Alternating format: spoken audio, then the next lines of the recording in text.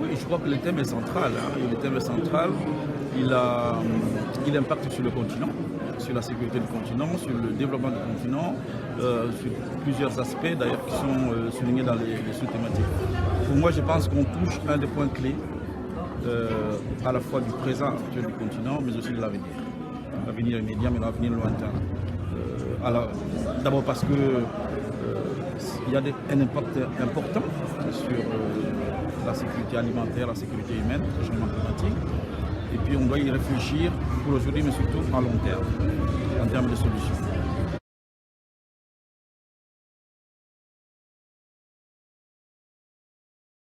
La République démocratique du Congo représente 52% de l'eau de surface du continent. C'est plus ou moins les 3/4 de la forêt du bassin du Congo, forêt équatoriale, deuxième poumon du monde avec l'Amazone. C'est donc un pays qui a des solutions. Qui a des solutions, en tout cas sur les questions de réchauffement climatique.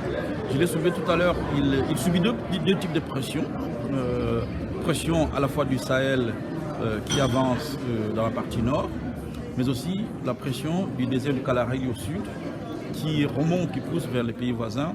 Et donc on sent que l'Afrique centrale avec la RDC et ce passé du fleuve Congo subit un peu ces tiraillements et doit proposer des solutions, à la fois pour la partie nord du continent et la partie sud.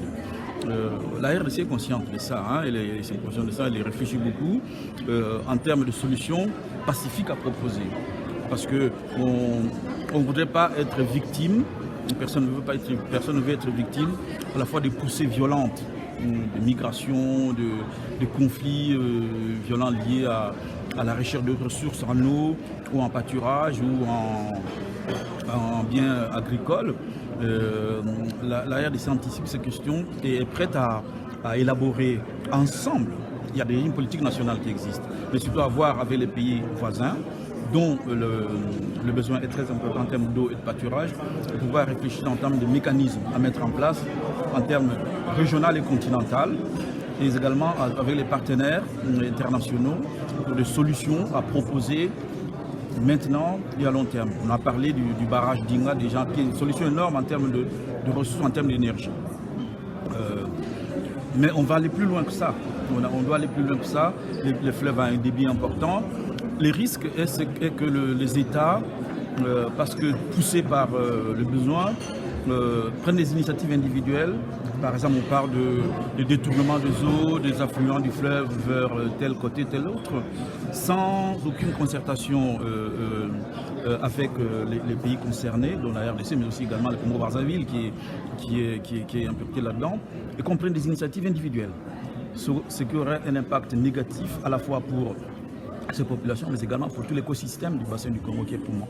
Donc on ne veut pas que le pays, que la région souffre de ces pressions, mais également on voudrait réfléchir ensemble. Je pense qu'on a les solutions, et ces solutions, on peut les élaborer ensemble en termes de coopération. Mais c'est des mécanismes à étudier avec la sous-région. J'ai dit la RDC, sa politique en tout cas de conservation de l'environnement et tout le reste.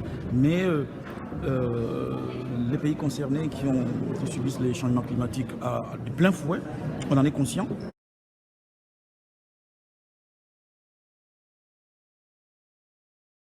Je prends la partie nord, le bassin du lac Tchad, le Tchad lui-même, le Soudan et le Sud-Soudan, et ainsi de suite, une partie du nord Cameroun et du Nigeria. Nous avons par exemple concrètement des éleveurs transhumants de cette zone autour du bassin du lac Tchad, à cause de la sécheresse, de l'avancée du Sahel vers le sud, poussent ces éleveurs à descendre vers le sud. Donc impact sur la Centrafrique, sur la partie forestière du Sud-Soudan et surtout sur la RDC, la partie nord pour chercher du pâturage, mais pas en termes transhumants, mais pour s'installer. Et ces installations se font souvent avec des cohabitations très violentes, des heurts entre les éleveurs, parce que ces troupeaux rentrent dans les champs, dans les terres, des espaces, des réserves naturelles. Et donc du coup, créent une tension importante. Ça c'est un exemple. La partie australe, la désertification est très importante. L'Afrique du Sud à un moment donné a eu beaucoup de soucis. La Namibie elle est sèche. le Zimbabwe a des soucis importants, le sud de la Zambie et de l'Angola ont de fortes pressions là-dessus. Et l'espace vert, viable, pour lesquels ces pays peuvent avoir tout plus au nord, c'est un peu le sud de la RDC. Donc on a cette double pression, on a l'impression que la partie centrale de l'Afrique est un peu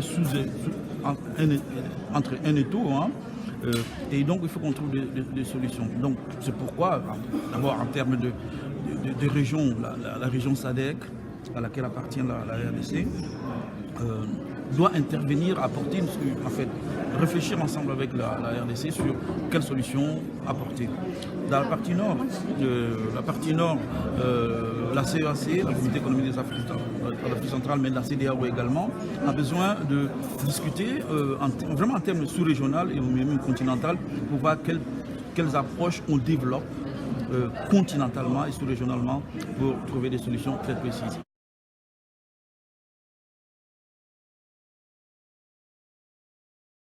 Plus de projections, il y a beaucoup d'études qui ont été mises en route, qui ont été exécutées. Mais comme on l'a soulevé tout à l'heure,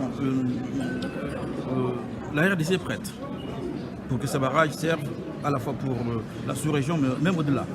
On parle même d'une partie de l'Asie ou de l'Europe. C'est important. Mais on en parle tellement, très longtemps, et que finalement, ce qu'on regrette, c'est qu'il n'y a aucun partenaire qui s'engage de façon sérieuse. Et à un moment donné, il faut qu'on sache ce qu'on veut. On veut des solutions ou on ne veut pas de solutions. Mais quand les solutions sont proposées, il n'y a pas de ressources qui accompagnent. On ne peut pas demander à la RDC de proposer son espace, ses eaux, ainsi de suite, mais en même temps de chercher l'argent pour le faire.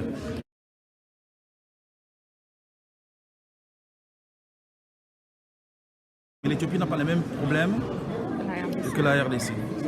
La RDC sort d'un conflit, vous connaissez déjà les enjeux importants, mais il a aussi 9 voisins.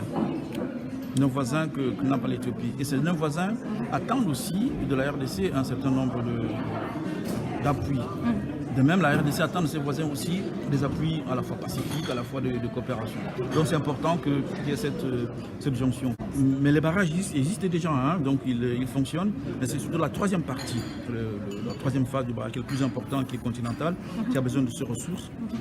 Et donc il faut que tout le monde mette la main à la pâte. Oui.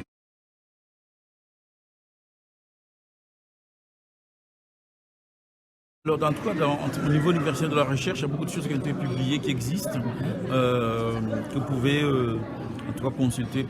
Peut-être pas suffisamment en ligne, mais il faut entrer en contact avec ces centres de recherche qui produisent énormément beaucoup, j'en connais. Vous avez aussi bien les universités, mais également des pôles de recherche, des institutions comme l'Église catholique, comme des cabinets privés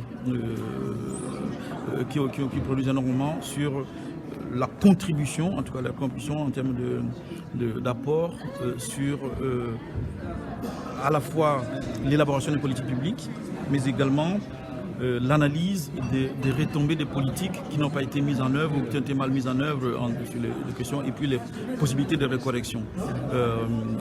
Les ressources existent de façon importante. Bon, malheureusement, en termes de diffusion et d'accès à ces ressources, je reconnais qu'il y a beaucoup de travail à faire pour pouvoir rendre ça le plus accessible possible. Mais si vous adressez à ces différents centres dont je vous ai parlé ici, vous avez possibilité d'avoir beaucoup d'éléments de ces études sur ces projets, et puis même des propositions même d'ailleurs de ces projets. Sur les questions par exemple du barrage d'Inga, il y a des choses qui ont été écrites il n'y a pas longtemps, qui sont même débattues dans certains cercles de réflexion en République démocratique du Congo, pas seulement à Kinshasa, mais sur toute l'étendue. Mais également d'autres types de barrages. Hein. Sur la partie est de la RDC, il y a énormément de barrages, de la Ruzizi qui interviennent dans cette dynamique-là. En tout cas, le monde de la recherche universitaire ou indépendante ne s'est pas endormi en attendant que l'État seul élabore. D'ailleurs, la plupart alimentent l'État ou le gouvernement en termes de réflexion anticipative pour l'élaboration des politiques publiques.